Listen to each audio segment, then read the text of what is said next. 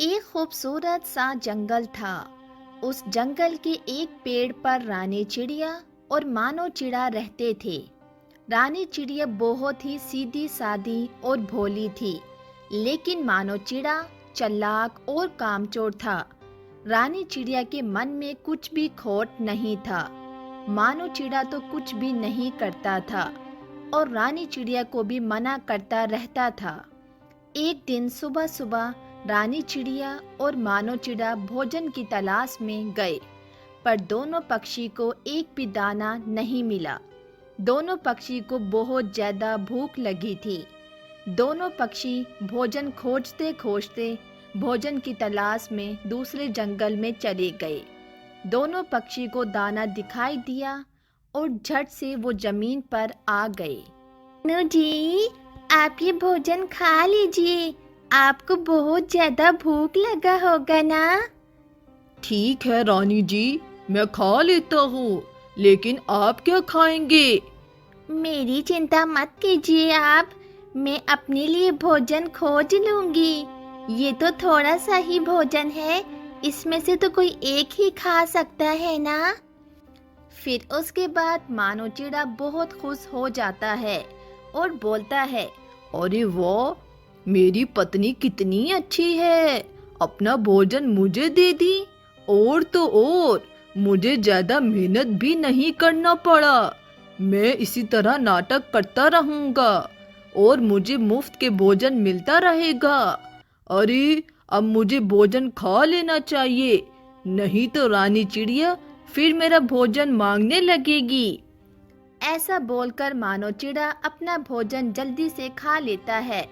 फिर खाने के बाद वो बोलता है, रानी जी अब चलिए घर, भोजन खाने के बाद अब मुझे आराम करने का मन कर रहा है। ठीक है मानो जी, चलते हैं अब घर। फिर उसके बाद दोनों पक्षी घर चले जाते हैं।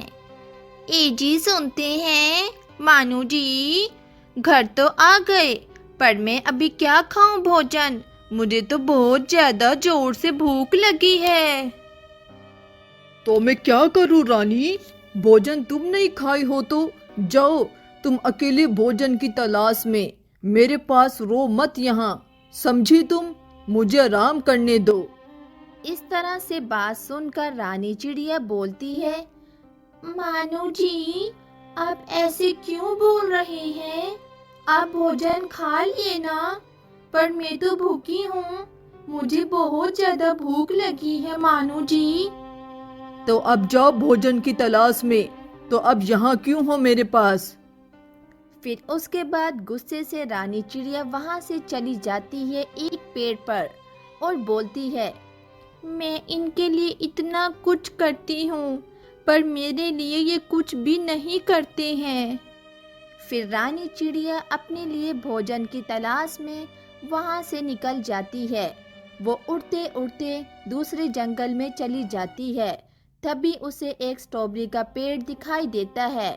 फिर बोलती है, अरे वाह, ये स्ट्रॉबेरी कितने अच्छे हैं, पूरा ताजा ताजा है, ये देखने में कितना सुंदर लग रहा है, खाने में तो और अच्छा लगेगा। अब ये फल मैं खाकर देखती हूँ, इसका स्वाद कैसा लग रहा है। फिर उसके बाद रानी चिड़िया फल को खाने लगती है। फल खाने के बाद बोलती है, अरे वाह, ये कितना स्वादिष्ट लग रहा है, ये तो बहुत अच्छा फल है। अब जब भी भूख लगेगी, अब मैं यहीं पर आ जाऊंगी फल खाने के लिए। और हाँ, अब मैं घर भी नहीं जाऊंगी, अकेले ही सारी जिंदगी उनके बिना बिता लूंगी। फिर उसके बाद मानो चिड़ा इंतजार कर रहा था अपनी बीवी का। तभी वो बोलता है,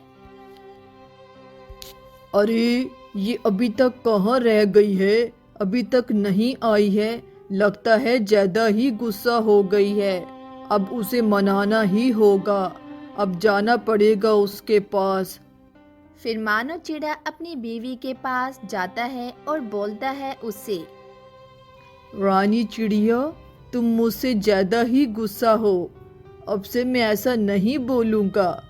अब चलो रानी चिड़िया घर, मुझे माफ़ कर दो। अब से मैं ऐसा नहीं बोलूँगा रानी चिड़िया, मुझे माफ़ कर दो रानी चिड़िया। ठीक है जी, आप माफ़ी मांग लिए, मेरे लिए इतना ही काफ़ी है। अब से मुझे ऐसा मत बोलिएगा, समझे ना? मुझे बहुत ज़्यादा तकलीफ होता है, आप ऐसे बोलते हैं तो। ठीक है रानी चिड़िया, अब से मैं ऐसा नहीं बोलूँगा। अब चलो घर रानी चिड़िया। फिर उसके बाद दोनों पक्षी घर चले जाते हैं और खुशी खुशी से दोनों जिंदगी बिताने लगते हैं।